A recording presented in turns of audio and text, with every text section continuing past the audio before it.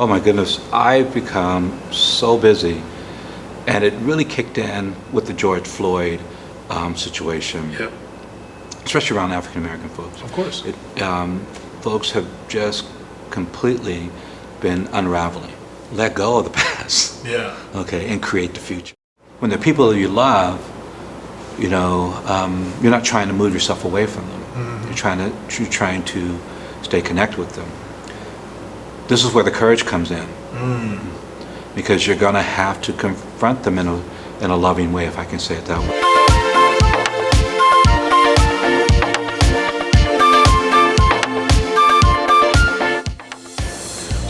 So let's kind of recap. So the first one, of course, is acknowledging.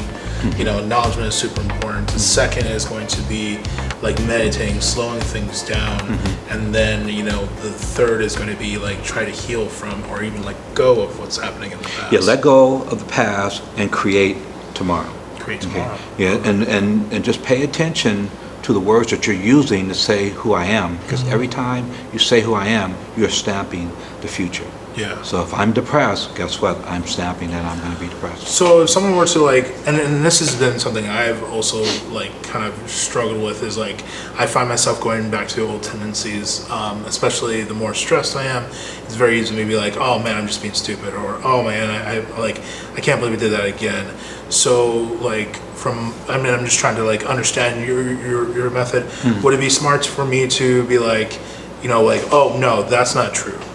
What you're saying is not true. It's old habits that you need to kill, and then would it be better to replace that with a better statement saying you are smart, you are talented, you are this and that? I mean, that's really close. You would say, no, I'm not that. I'm this instead. Yeah. And that's what you whatever construct you're creating for your future. Yeah. Because first I have to recognize, oh yeah, I do say that. So I don't want to say that to myself anymore. Okay. So if it comes back around, I want to be awake enough. I want to be conscious enough, not even to go there. Yeah. Okay. But if I happen to, like you're saying, if I happen to say, oh gosh, I'm stupid. Okay. No, I'm not. Okay. I'm intelligent. Yeah. Okay. I'm smart. I'm a genius. Okay. And I would just do that, but I have to catch myself that. Yeah. And a lot of us, we have to do that, in the beginning, because if we program ourselves to just go, oh, you stupid, so and so, that's going to come up. Yeah. So you want to take some time. This is one thing. So in the morning, I try to tell people, create the future. Okay. So you go, you connect, get your autonomic nervous system to calm down, and then just visualize how you want to be. Who you want to be. I want to be happy today. I want to be balanced today. I want to be calm today. Even I want to go nail this interview or whatever today. I mean, you just do that. Yeah. Right when you wake up. Maybe you have to go use the bathroom, but don't do anything else. Yeah. After that, but sit down and start creating your day. But first, calm yourself down, okay? Because most folks wake up kind of hot. You may be sweating or whatever. Yeah. Because that stuff that's been rolling around. Yeah. And your body's, like I said, it sends a signal to your body, and that's what's coming out. Yeah. Okay? So if you can start right away, let me calm myself down and let me focus on what I want to be, what I want to create today. Okay? Yeah. Then you go through your day, and then you get to the evening, and you just evaluate yourself. Okay? How well did I do toward creating the day I set out to do this morning? And you do a little bit of that, okay, because you may make some good marks. But then you go, okay, there's some spots that I know I didn't get on point, okay? Yeah. Instead of beating myself up, I'm saying, if I get another chance to do this again, how do I want to do it? And then you just rehearse how you would do it. Because it's that rehearsal that starts to create the network for you. It's that vision that starts to create the network for you. Because you're really physiologically changing the makeup in your brain with your thoughts. Okay. I forget the Nobel Prize winner, Kandel. Nobel Prize. He showed that every time we learn something, our brain neurons double. Every single time we learn something, okay? And if we can learn something every day, we just keep that doubling. He also learned that if you don't do anything with it, you don't rehearse it, Okay, you don't practice it, it just prunes away. But if you do practice it, it solidifies itself. And you can literally have a new brain. Okay? Wow. Literally have a new brain, because that's what neurogenesis is all about. We will regrow nerve cells, neurons. Okay? And neuroplasticity is that part where now I can reshape things. You know, I lose a piece here, I can regrow it and then reshape it. Okay? Then the epigenetics is how my thinking affects my physiological well-being. Whether I have, I'm going to carry out some genetic, some familiar code, because very few things genetically are actually that. You know, we may think our family has high blood pressure or diabetes and all those things, our propensity to be overweight and everything. That's really not the case. Okay. What is the case is that my thinking, my lifestyle, and how I internally operate creates that follow through. Okay. Because I'm going to do the same things that the people before me did, which means I'm going to get the same things that the people before me received. Definitely. Okay. So my next question is going to be, we talk a lot about like the internal, like getting to know ourselves. What have you like experienced when it comes to external like influences, and like what are some things we need to be kind of weary about, and what are some things we should stop doing or limit? I would say sometimes it's not easy to just stop. But like what are the things that you see as like we should be limiting? Okay, good question. Because this happens in a couple areas.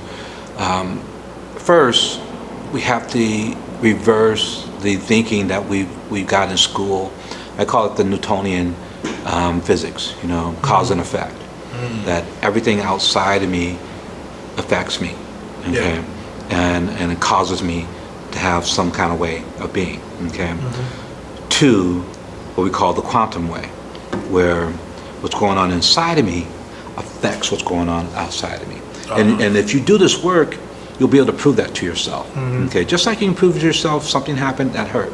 Okay, but that's where the facilitation and the training takes place. Where I have to change that mindset from out there is controlling me, because that'll control me all day, and I'll just be a victim.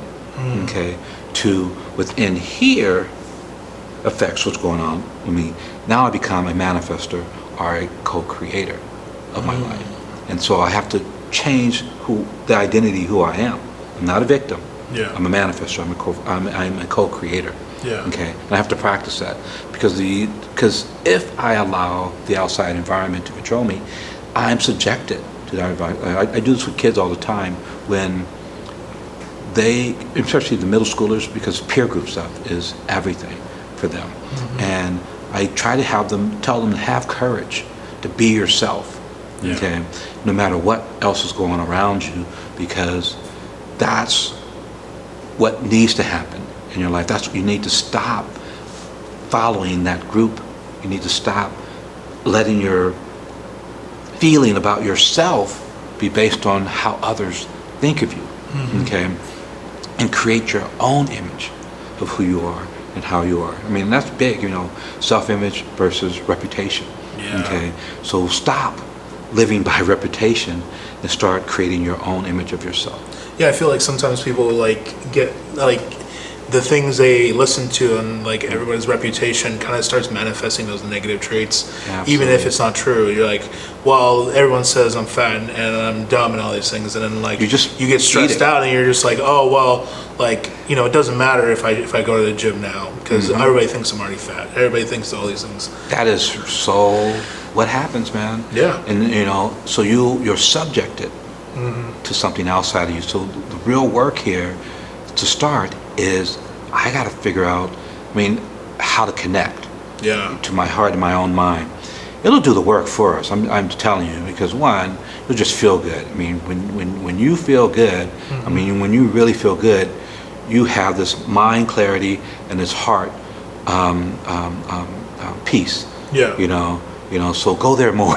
Go there more and generate that. And when you recognize that you're generating that versus I got a present for my birthday or Christmas or somebody touched me and said, "Oh, Ray, you're nice," and things like that.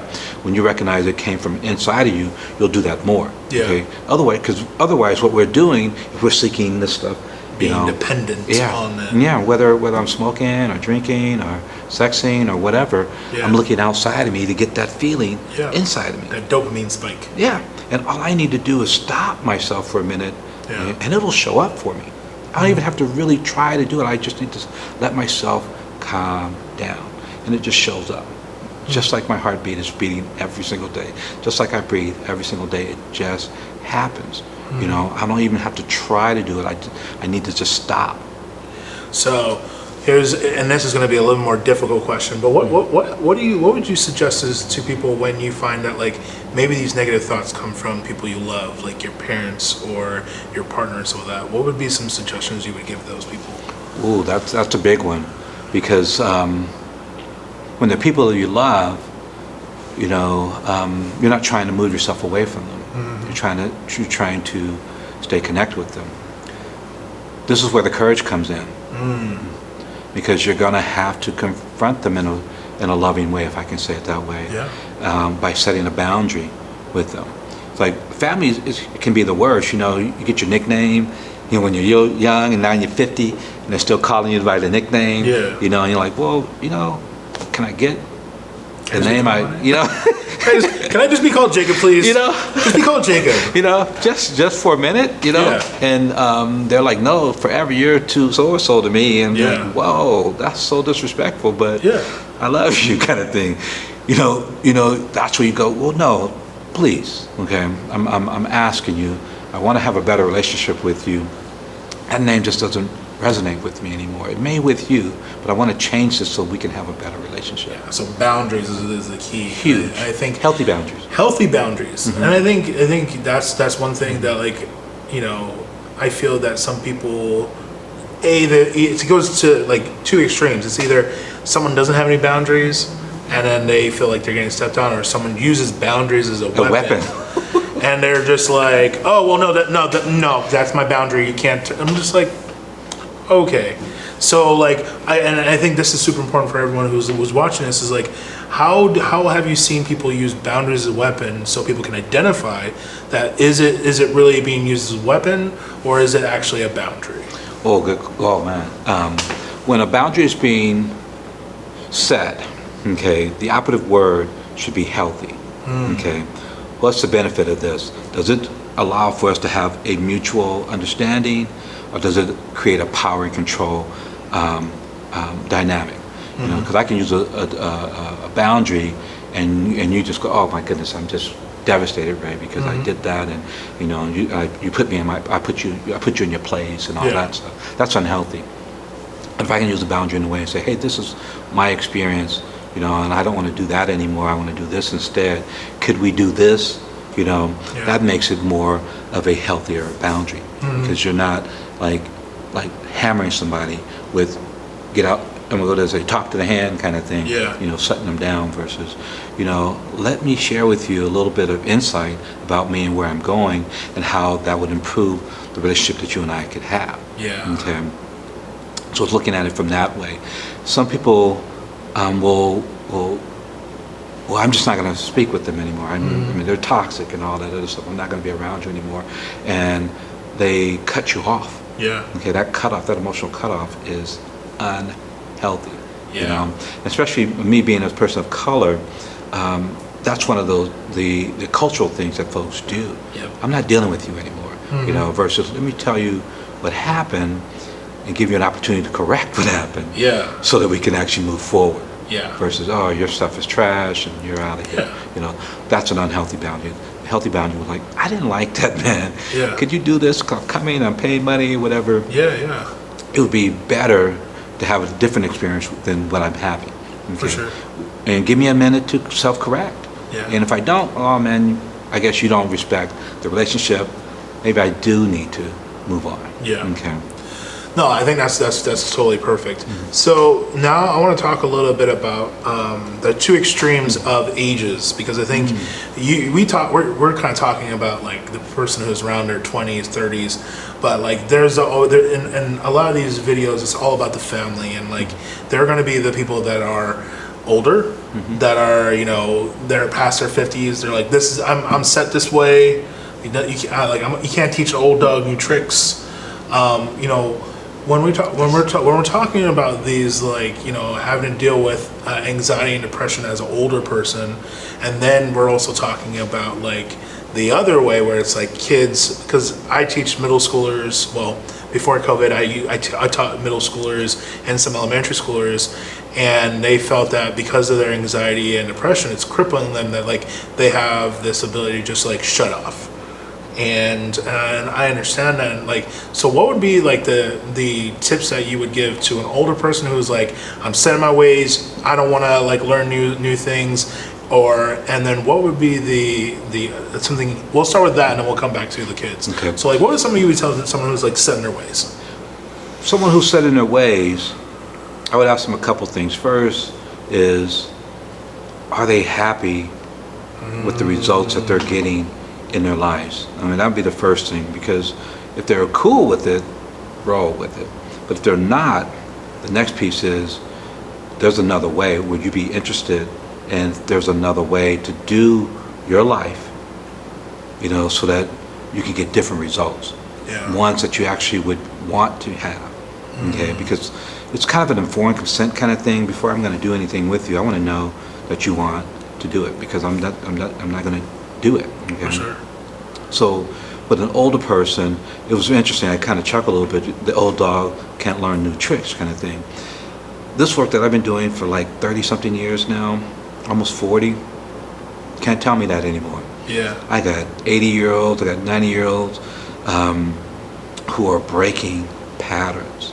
Okay, that's awesome. That they've had at least for 60, 70 years. Okay, 80, 90-year-olds, Jacobson. It's astounding to see a person take this formula, practice it, and get really good at it, and change the whole trajectory of their life. It's like you wake up one day, everything kind of looks the same, but you're absolutely on a different timeline in your life. That's the cool thing. Yeah. When I started this work, I used to think, dang, I'm just going down this path.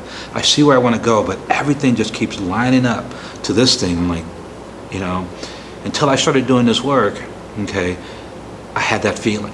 Yeah. I mean, and I just kept fulfilling it over and over and over and over. I started doing this work, the feeling shifted to, we're on something else now, Ray. We're on freedom. Yeah. Okay, we're on wholeness. We're on unconditional love. We're on awesome experiences in life now. Yeah. Amazing. Because it was like, because this is not going to happen for me. Because this is going to happen to me. Yeah. Before then, and people do that, until I got connected. I was on that same trajectory. So I tell people that, I decided I wanted something greater. I decided I wanted to be greater. Yeah. Okay? And I decided I deserved to have that. Okay. And once I got there, that's when it changed for me, because this is hard work. I'm not gonna code it, because the hardest thing about it is making the time. Yeah. There was mornings that I would get up and I would do this, and I'm going, gosh, this is so hard, because my head, I was just spinning in it over and over, and I'm like, calm down. And my head is like, no, we're racing today. Or this pit in my stomach does not, it just be there. I'm like, relax, and just be there. I'm like, but then there would be these days where my head and my heart would just be in sync, and I'm kind of dipped over to the side a little bit and just in it. And like, then the alarm goes off, and I'm like, whoa, 2 hours just went by, and it just felt like 20 minutes. Yeah. That kind of thing. And I hardly remember those, because I remember all the hard meditations, because probably need to be able to tell people this is not going to be easy. Yeah. You know, but when you get there, okay, you don't want to do that. And then you get really good at it, you can open your eyes and then live into it. Ooh. Okay, so it's not just, okay, I got my eyes, I'm here. Now I'm open and I'm walking in this. And that's where I'm at every day. I'm trying to, when my eyes are open, to be in that moment, to be in that present, you know. Yeah. That's perfect. I think the biggest piece here is telling ourselves, I want to be a conscious and present being. Okay, that's what I want. Okay, that's who I am. Okay, everything else, okay, I'm moving from. Yeah. Okay, everything else. And now, what do I need to read? What do I need to pick up? What do I need to see so I can learn about this presence? Okay, so I can learn about this, get this bandwidth to stay there. Okay, and then I'm just going to be about it every day, every day.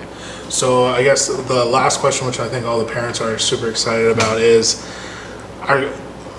they may have a child who is battling anxiety and depression. Like, what would be the approach like you would give to a parent, or even just say to a kid, to help them kind of start this path? I guess what would be the approach? Kids are mainly environmental. Remember I said earlier, we just download, you know, at least the first 7 years. Okay, Yeah. so I would tell parents to start creating this environment in their home. Okay, make time for everybody to get quiet, at least once, but preferably twice a day. Play music, but not just, okay, let's get down kind of music. Play ambient music regularly. I mean, just over and over and over. Get your folks to hear that in the background pretty constantly. You know, turn the TVs off, turn the video games off, okay? At least for an hour or 2 or 3 in a day, so you can be intentional about this, okay? Make the household feel peaceful more, okay? Because what happens is that we're energetic creatures, okay? So whatever the energy is around us, okay, it's like if you ever put ice in warm water, okay?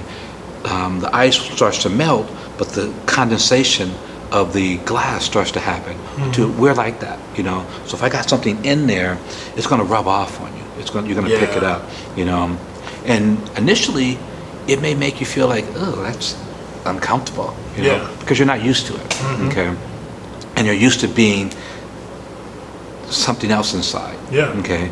But like Candell said, if that environment isn't promoting that anymore and it's promoting something different, it starts to prune away, okay? And starts to pick up on the other things. So just be intentional about the environment that you have with your kids, because there's not a whole lot you can say, but there's a lot that you can do in what you show your kids, as well as what you do in the environment that your kids are in. So just make that kind of time, you know?